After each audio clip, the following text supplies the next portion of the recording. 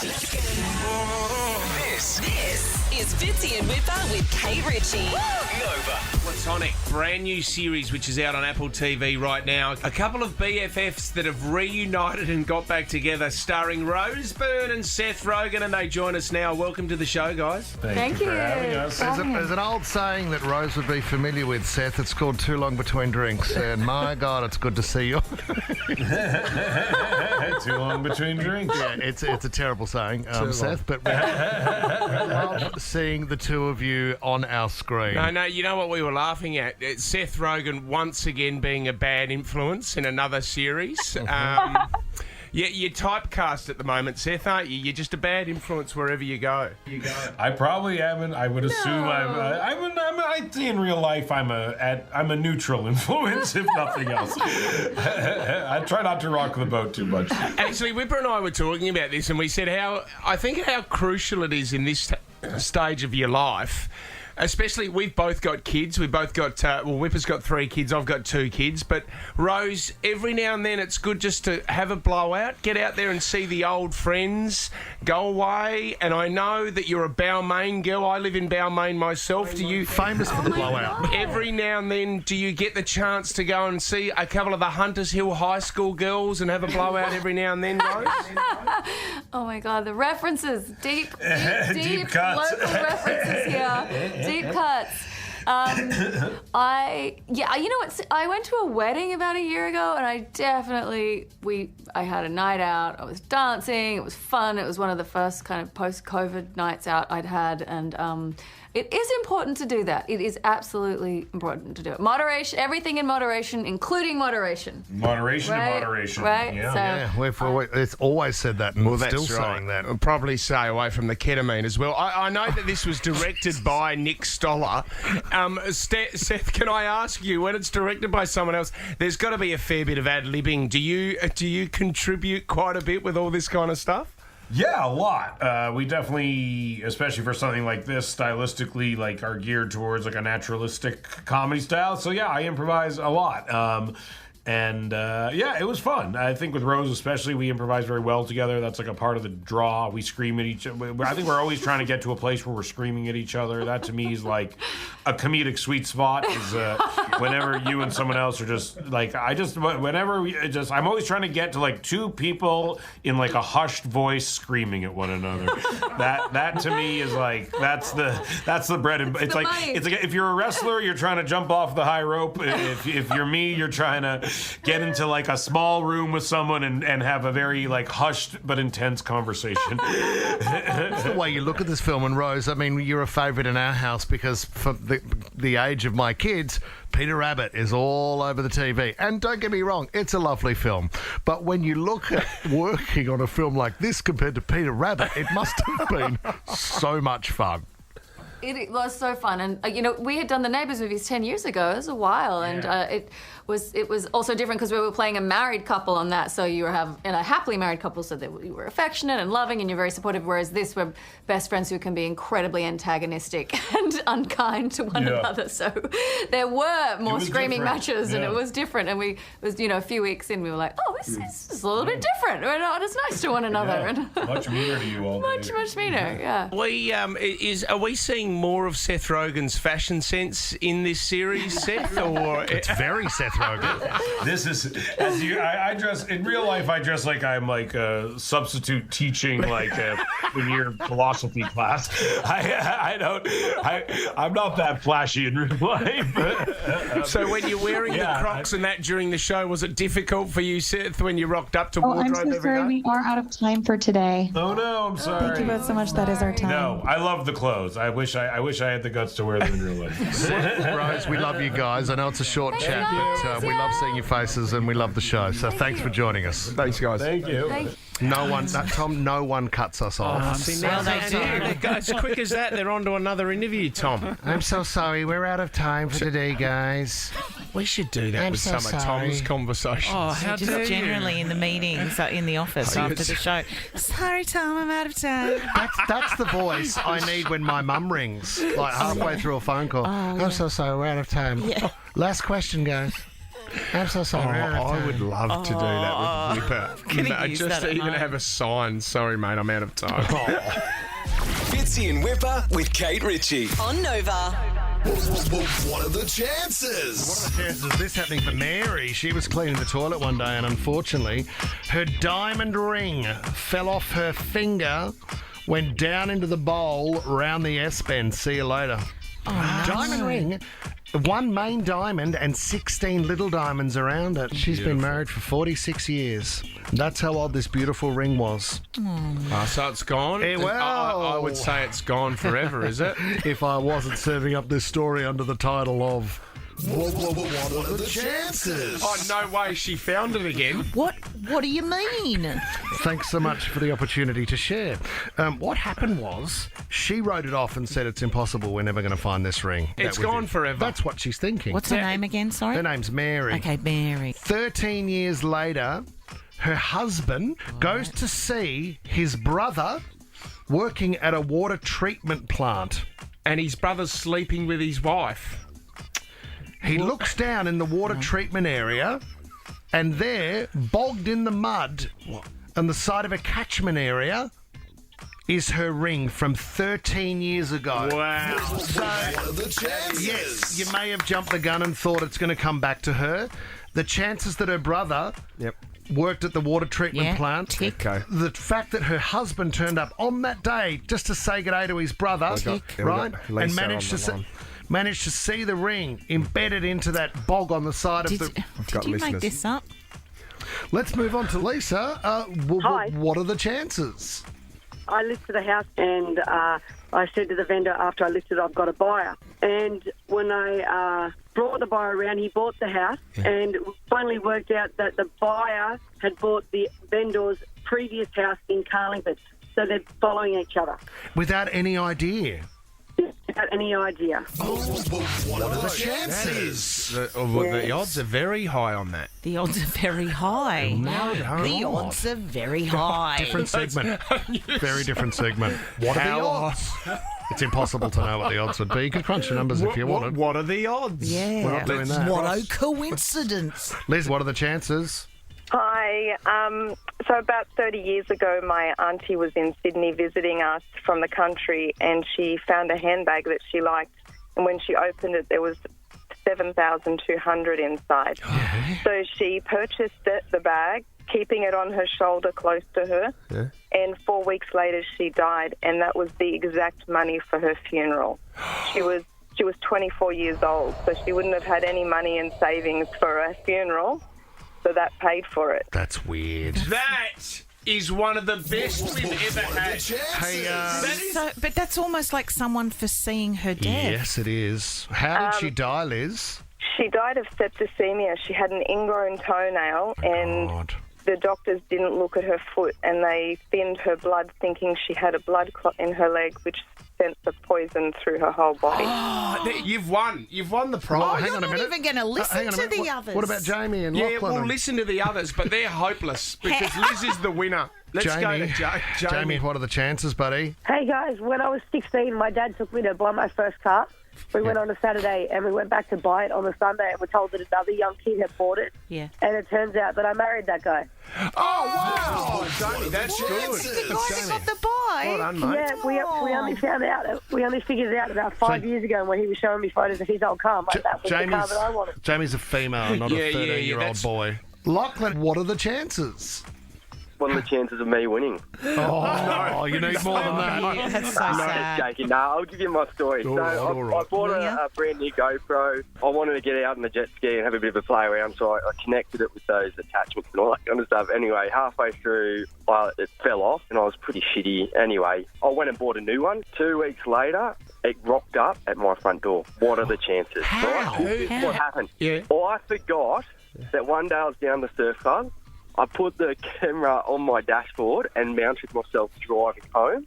So the people looked at that footage and just followed that path right to my front door. What the hell? Oh, now that's, I mean, if it was any other day, Lachlan, you would have won. Fitzy and Whipper with Kate Ritchie. Nova. The family group chat. Oh, here we go. Now, a journalist from the Sydney Morning Herald has done. I found this article quite interesting about his family WhatsApp group and how it gets a bit out of control. He said his sister put up a beautiful photo of her vegetarian moussaka. Yeah. And Mum put up an emoji of her riding an eggplant. Whoops. Riding an eggplant. Yeah. Sitting on it. She's really sitting on that. No, can you not aubergine. say, if I was to describe that emoji, I wouldn't say riding an eggplant, I would say lounging on an eggplant. Either Which way, is even she's on worse. it. She's sitting on an No, eggplant. she's not. And She's the eggplant is, Another girl, this came out yesterday. Kayla Jade is quite large on OnlyFans, and she said, I decided when I first started that I'm not going to tell any family members. We have a family group chat, and then one of the family members has come across it. It was her uncle who actually paid for a subscription, took photos of it, and then put it up on the family group chat and said, this is what your daughter is doing. This is what my niece is doing. Outed her. Outed her on the family group chat. Strangely, It's the so subscription base went up. passive-aggressive, isn't it? What do you got? How many on your group chat with the family? There are 6 members in the 4 kids. Yeah. Mum and dad. Can you tell in the family group chat when someone's starting to get a little bit irate? Just through a message? Absolutely. I think the first sign of people being peeved is when they stop punctuating things, Yes. and you don't get a kiss on the end or a love heart Sure. or a love you, because we're a big love family, love you so much. And then if anything tends to go quiet, my dad, and I don't know if he's trying to stir or he's taking it seriously, he starts sending those inspirational quotes. Oh, yeah. Like family and we all love each other, and I'm like, Dad, are you? Have you lost? The sun will be up tomorrow. Yeah. One Blessed. day this will all be over, and we'll be wishing we'd made more of our time together. And My dad is quite the prude, right? So anything that's slightly sexual, it does not go down well. So growing up, when we were sort of learning about birds and the bees, the Sex and the conversations, City and stuff like that. yeah, it never happened with my dad. But Mum is a little bit different. is that why you're so overt in No, that area? I'm not. You feel as though you've been held back in the sexy talk kind of No, area. I'm quite a prude myself. And so now, no, you're not. No, I'm you're not. extremely prudish. It's very But do you know what? surprising. Mum sent something on the group chat which was so inappropriate Yeah, that sorry, Dad I left set that her at your down for a house. chat, and it was a clock. So it was a clock that was going around, and then when it got to the top, it said 12 clock without the L in it. And a big member appeared at the 12 o'clock instead of the hand. your of mum the- sent that? Mum sent it, saying, I got this from Kerry, worth a laugh. Oh, classic Kerry. And the girls giggled. Kerry loves And it. there was, a big male member on the group Why chat. does your dad feel the need to sit your mum down? Because it's and have highly a chat? inappropriate that the family should be involved in any penis chat. We're talking about family group chats here. What happened on yours? What happened, Julia? Oh, hi there. I was on a family group chat thinking it was just my sister, Dad and I, but my brother was on there too, and it was just after my mum's funeral, and my sister-in-law, who has millions of followers, posted a photograph of my mum's coffin on her Instagram. And I made some rather disparaging comments in the group chat about it, and there was silence. So he was on the chat, Julia. Yeah. He saw it. Yeah, Yep, he saw it and she saw it, and about 2 minutes later, my sister rang me saying, "Do you know what you've just done?" I said, "I don't care." No, you don't care. It's your mum's coffin. That's off limits. And also, it's not her mum. Yeah. No. My mum. Yeah. That's really weird behaviour. I don't like that Very at odd. all. No. That is, and you've done that for a reason, Julia. And that, you don't have to confront them. You can put it in the family group chat and you can sit back and watch it blow up. Yeah. That's a good Well, it feeling. blew up. Julia, good call. Thank you. Talia, your friend made a big mistake, Talia.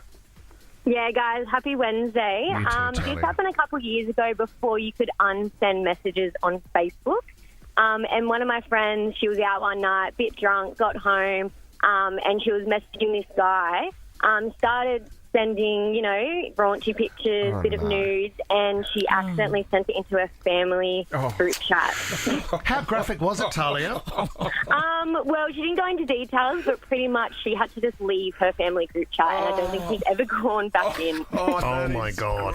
What a moment that would be. Fitzy and Whipper with Kate Ritchie. Nova. Now, I love a fairy tale in sport, right? And I think Australia, you need to get behind this guy. I admire the English Premier League so much, but I'm not a huge fan. I'm not invested in the English Premier League. I think it's one of the greatest sporting competitions in the world. The amount of money, the fans... The world game. Oh, my gosh, the amount people are invested in that competition is unbelievable, What game right? did we go to? We went to Chelsea West Ham. Didn't we? Yeah, at Stamford Bridge. Oh, awesome. Which was unbelievable because they had to take the West Ham supporters in first. That's right. And the police surrounded them, and then all the Chelsea fans could come in after them. Man, the love was there. So anyway, Australia, there is an Australian that has just been appointed the coach of Tottenham Hotspurs, right? And they finished 8th on the ladder last year. This is an amazing story. I'm about to play you. His name is Ange Postecoglou. If you're not a soccer fan... You will be now, because this could be such a fairy tale story. Mm-hmm. Just quickly before I play this audio for you, because this guy is so motivational. In 2008, he couldn't get a job as a coach for any A-League team here in Australia, right? Okay. No one wanted him. So he did special comments, and he was a commentator. Sure. Fast forward 15 years, he is now coaching one of the biggest teams in the world. Which is crazy, right? He's getting paid $10 million a year. He's just signed a 4-year contract. Jeez. Now, people are trying to work out, like, how good did he get? And, I mean, this was a speech that he did in 2015, I think it was, to the Socceroos boys, because he coached the Socceroos for a while there, to go out there for a World Cup qualifier and to get the boys motivated. You think about the person in your life, as I've always said to you, it could be your mum, could be your dad, could be your brother, sister, uncle, grandfather, partner, friend, coach, somebody in your life that when you started believed in you more than anyone else. Well done, Fred! That when you said I want to play football and you were passionate about it, they're the ones that made the sacrifices, they're the ones that pushed you. That when people said to you you're not good enough, they're the ones that picked you up and said no, you keep going. Oh, bad luck. Come on, Jack. Oh. Think about that person. Think about how that person's going to feel when we win tonight. When they're at home and the text messages start coming through to them and people ringing them and people sharing the experience with them, and when they wake up tomorrow morning in Australia and everyone wants to talk to them, they'll feel like it's them that's achieved it. And you know what? It is them. Because that's who you're walking out with tonight. When I walk out, my old man's next to me. He's a hard man, my old man. Still is today. But he's the one that kept saying to me, no, you can keep doing what you're doing. You're going to love this game and you're going to make it to the very top. Hard man, though. When we won the Asian Cup, said went to his place because he can't travel. Here's the Asian Cup medal. Dad? He goes, well done, son, but if you'd made a substitution a little bit earlier and you stopped this playing out from the back, it wouldn't have gone into extra time and you'd be fine. Still a hard man. Can't please him. That's who made me.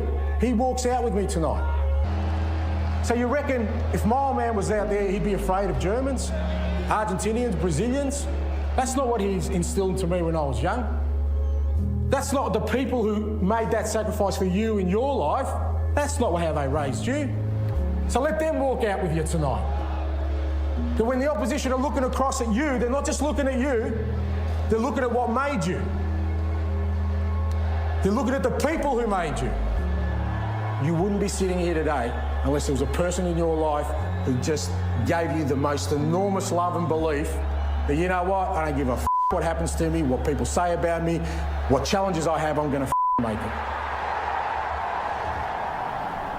All right, enjoy your lunch. That's not even before the game. That was before lunch. My God, I had goosebumps. Isn't it amazing? I love that. So if you're not a football fan, I just urge you to keep an eye on Tottenham Hotspur, and this could be one of Australia's biggest fairy tale sporting When he said that's lunch, you're right. I thought we were going to have a huge roar and they're about to run out on the field. No, that was just before lunch. They're just picking up the chicken sandwiches. Yeah, well, they went out and they lost the game. But it was an amazing show. Fitzy and Whipper with Kate Ritchie is a Nova podcast. For more great comedy shows like this, head to novapodcast.com.au.